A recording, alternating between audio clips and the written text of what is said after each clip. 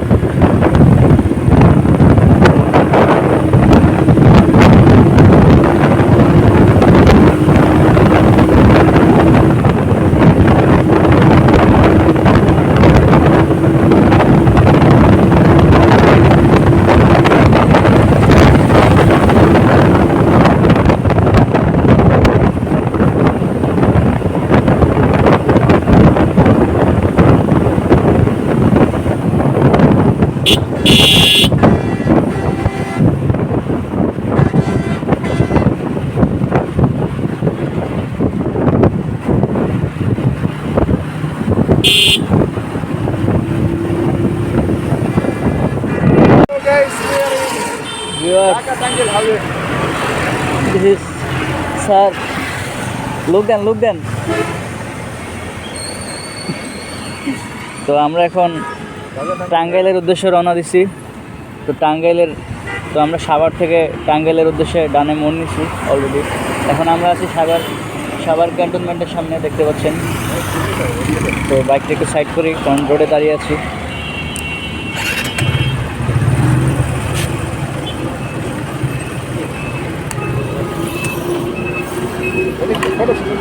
তো গাইস, আমরা এখন সাভার ক্যান্টনমেন্টের সামনে আছি, আর এদিকে গাড়ি টাড়ি আছে বিভিন্ন। তো আপনারা দেখেছেন যে আমরা বিকালে রওনা দিয়েছিলাম ঢাকা থেকে। আমরা টাঙ্গাইলের উদ্দেশ্যে রওনা দিয়েছি, টাঙ্গাইল যাচ্ছি আমরা। আর আমাকে দেখতে পারবেন এইভাবে, কারণ আমি লুকিং গ্লাসে আছি। এই যে লুকিং গ্লাস দিয়ে আমাকে দেখা যায়, দেখতে পারতেছেন ভিউয়ার্স। আমরা যাচ্ছি টাঙ্গাইলের উদ্দেশ্যে, ঢাকা থেকে আমরা রওনা দিয়েছি। তো আমরা টাঙ্গাইল যাচ্ছি ঢাকা থেকে, আমি আর আমার সাথে আমার স্যার আছে। তো আপনারা দেখতে পাচ্ছেন আমরা অলরেডি সাভার সেনানিবাসের সামনে আমরা অবস্থান করছি। তো এখান থেকে আমরা টাঙ্গাইলের উদ্দেশ্যে যাব। এই যে গাইস, সাভারে আসার পরে বাইক একটু সমস্যা হচ্ছে, পিক আপটা বারবার ছেড়ে দিচ্ছিলো।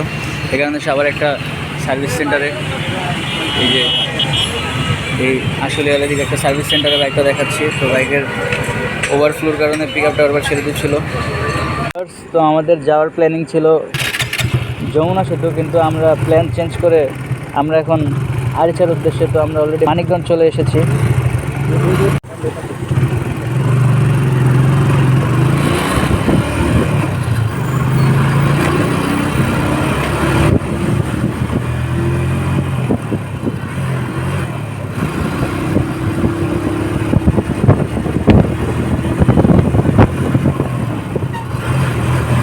তো ভিউয়ার্স, আমরা মানিকগঞ্জ চলে এসেছি।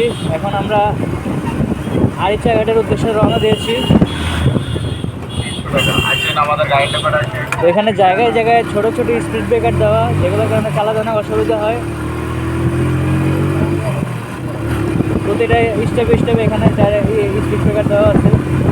তো এই কারণে হ্যাঁ হ্যাঁ হ্যাঁ এই কারণে রাতের বেলা এখানে বাইক চালানো অনেকটা কষ্টসাধ্য হয়ে যায়, কারণ কোথায় স্পিড ব্রেকার আছে যারা এখানে লোকাল তারা তো জানে, কিন্তু আমরা তো জানি না, কারণ আমরা তো দূর থেকে এখানে এসেছি। তাই আমরা এখানকার রাস্তাঘাটটা বুঝি না।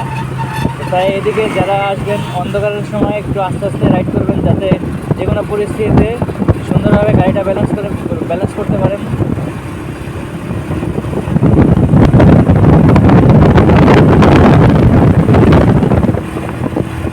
তো একটু তেল নেওয়া যাক বাইকে। পাম্প পেয়ে গেছে একটা, এই পাম্প থেকে বাইকে তেল ভরে নেই।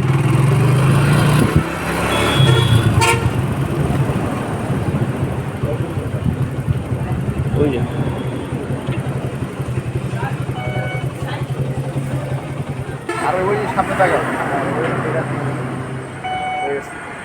সাড়ে তেলের বিল দিচ্ছে।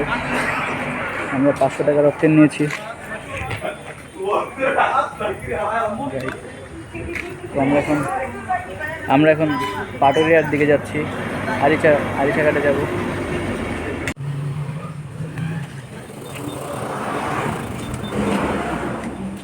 চলুন।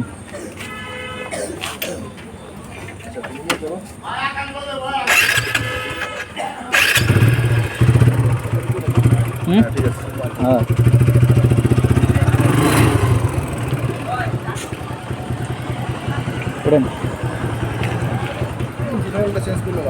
না না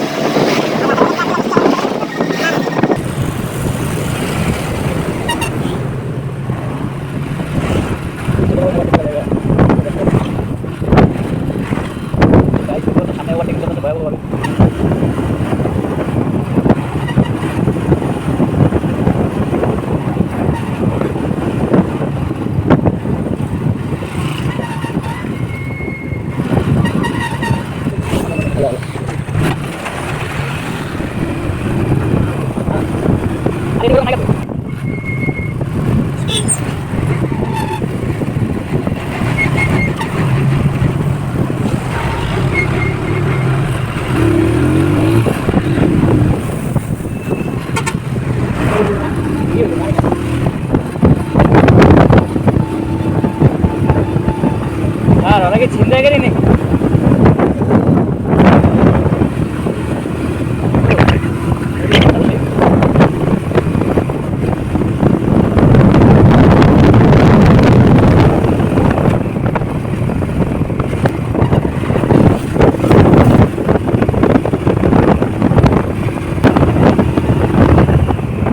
হরিরামপুর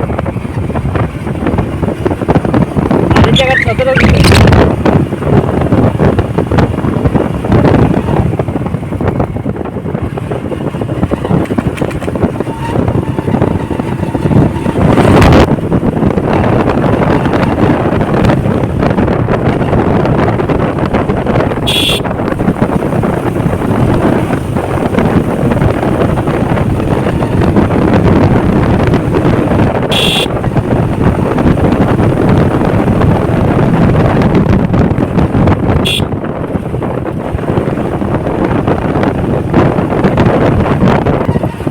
রাস্তাটা একটু আস্তে চালাই দেবে, রাস্তা একটু খারাপ। আর নাহলে ওই যে ওই রোডে টাঙ্গাইল রোডে মাজা কমার কিছু থাকতো না। যেতেছে কিনা ঠিক মতো, বাতাসের প্রেশার হয়তো ঠিক মতো শোনা যেতেছে না। গাড়িটা আমার বেদবের মতো ওভারটেক করে গেল, যদিও রাস্তাটা খারাপ এই কারণে ছেড়ে দিলাম। সামনে ভালো রাস্তা পাইলে ওরা একটা খেলা দেখা দেবো আমি। রাস্তা টানতেছে তো এই কারণে পায়ে বুঝছে পুরো।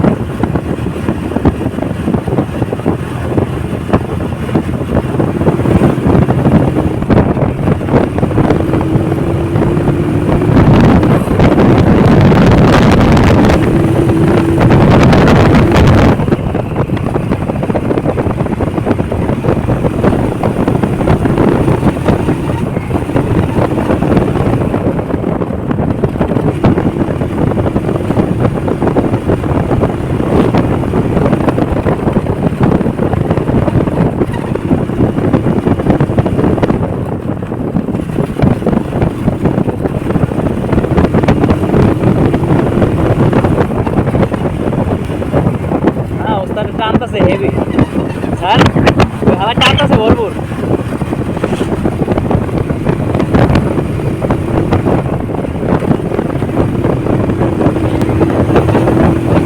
ছাড়েন ছাড়েন,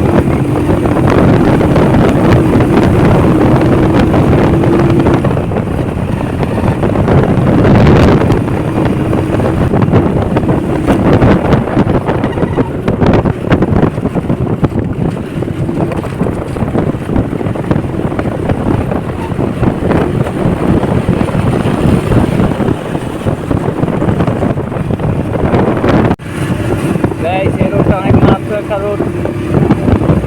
সামনে দুইটা গাড়ি বেদবি করছে আমার সাথে, আপনারা আমার সাথেই থাকুন।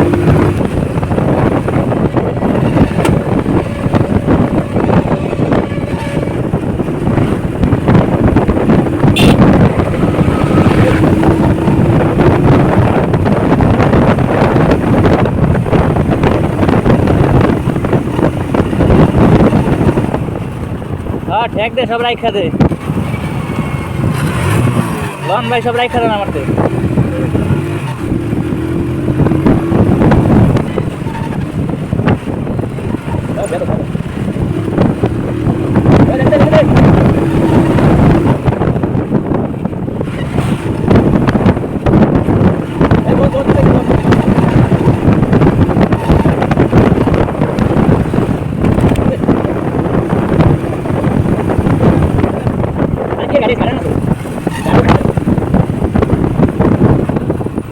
গাড়ি আর একটু দূরে।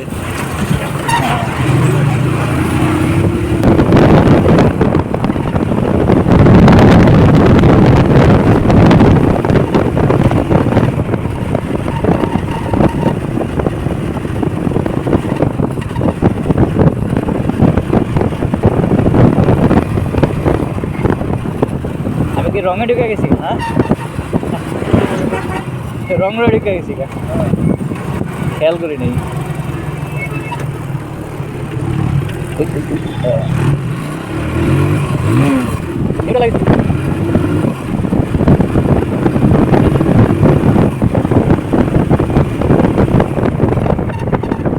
গাতলে দেখছেন মাত্র 66 কিলো,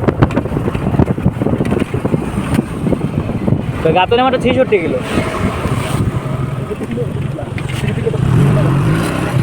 ওই 1.5 ঘন্টা লাগবে।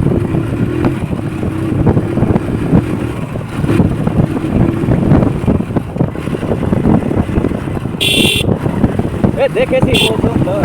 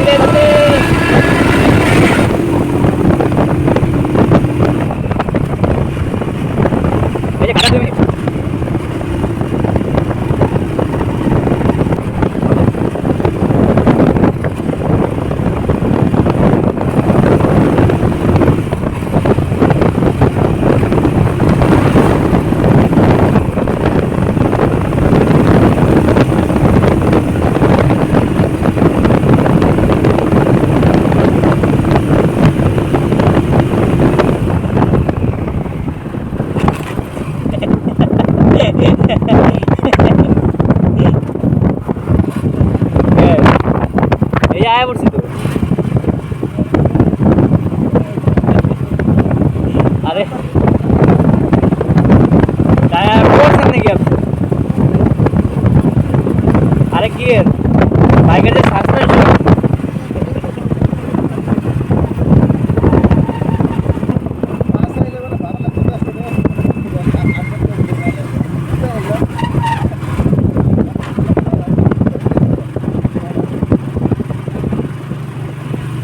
তো গাইস আমরা আরিচা ফেরিঘাটে এন্টার করলাম।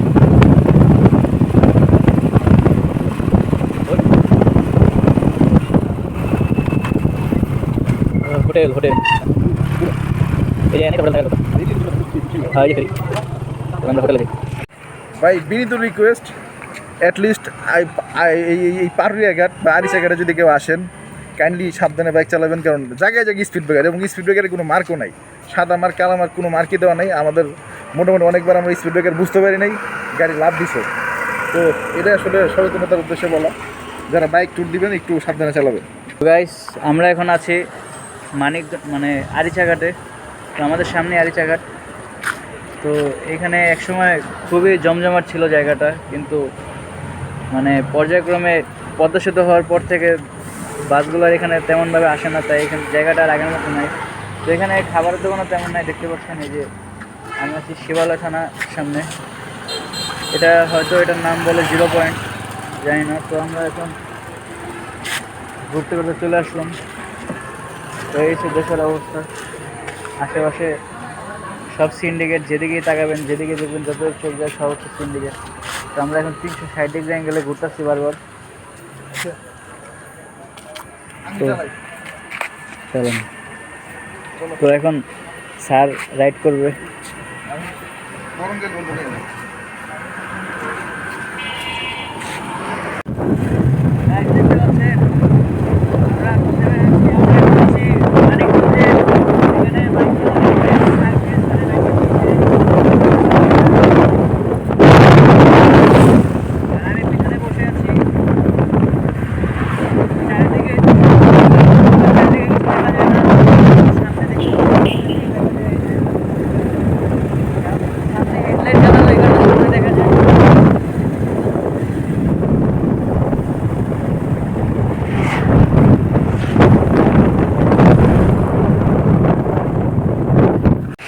গাইস আমরা মানিকগঞ্জে একটা হোটেলে হাইওয়েতে দাঁড়িয়েছি, হাইওয়ের পাশে। সেখানে স্যারে হাত ধুতেছে, আর এই যে আমাদের হেলমেট যাবতীয় সব কিছু।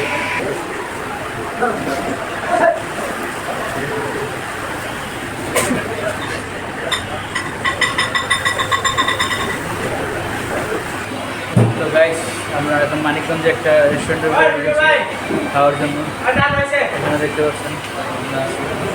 তো এখন রাত প্রায় অনেক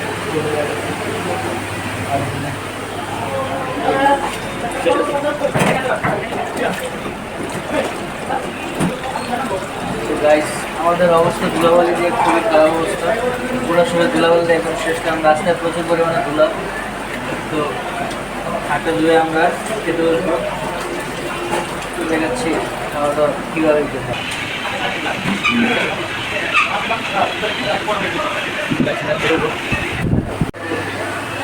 ঠিক আছে, ঘুরে আসে সবই ঠিক আছে, আর পাল্লি করে টাইম দেবে। ঢাকা পৌঁছে দেবে সাড়ে 11টার ভিতরে পৌঁছে যাবে। আচ্ছা যদি আমরা আজকে রাইতে এখানে যেখানে যে নাই আমারটা হয়ে যায় ঢুকাচ্ছিলাম।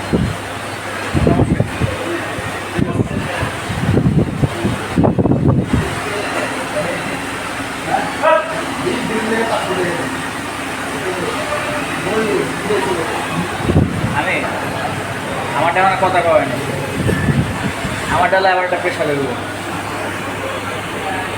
গাইস দুটা পানি নিছি, হাফ লিটার 1 লিটার। একটু লুজ হয়ে গেছে, ঠিক করতে হবে।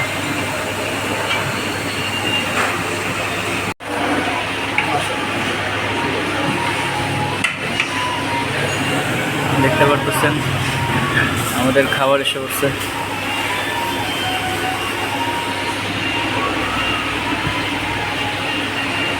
দেখতে পারতেছেন ফুল সেট আপ রেডি।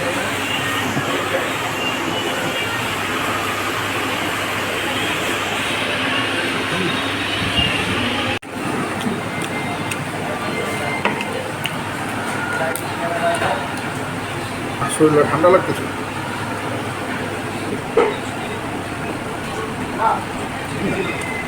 তো গাইস, খাওয়া দাওয়ার পরে আমরা এখন বাসায় যাওয়ার জন্য রেডি। হর্ন চেক করো তো, 2 বাজে নাকি? আমার কাছে মনে হলো 1 টাকাই রয়ে গেছে। আর না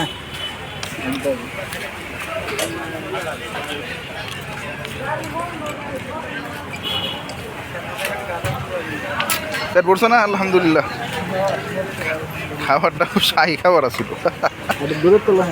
ওকে, আরে হেডলাইট অন হয়ে গেছে, ওয়ারিং অফ করো। হ্যাঁ,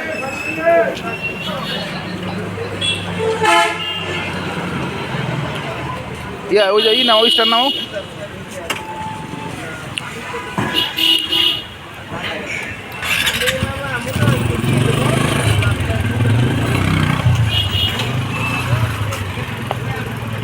আচ্ছা, এখন মোবাইল তোমার ইয়ের সাথে বান্ধব। গাইস, আমরা এখন খাওয়া দাওয়া শেষ করলাম এখান থেকে। দেখতে পাচ্ছেন রাজ হোটেল অ্যান্ড রেস্টুরেন্ট। না, এটা না আর কি, এটার পাশেরটা, ওই যে ওই পাশের রেস্টুরেন্টে, ওটাতে আমরা খেয়েছি। তো যে আমরা এখন মানিকগঞ্জে আছি, তো বাসায় যাওয়ার প্রিপারেশন নিতেছি। দেখতে পাচ্ছেন হাইওয়েতে আছি।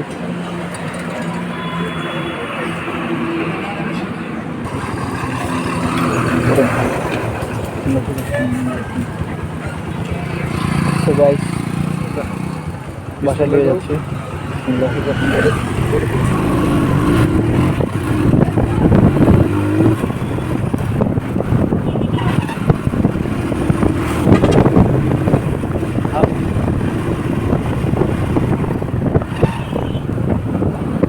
ভাই, এটা থেকে ওই গাবতলি যেমন এটা দিয়ে নাকি মাঝখানে রোড দেয়? এটা দিয়ে সোজা? হ্যাঁ, ও আচ্ছা আচ্ছা।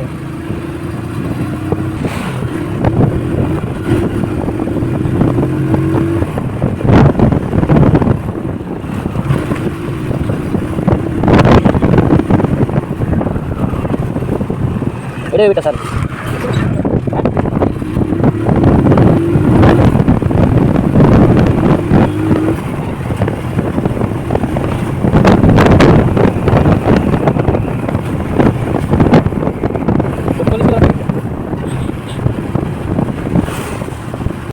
এটাও শুরু করলাম।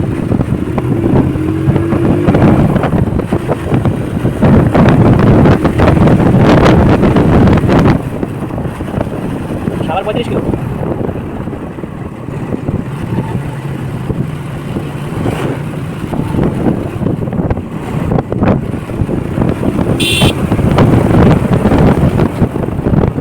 এনার কত স্যার? ও রাস্তা কাটা।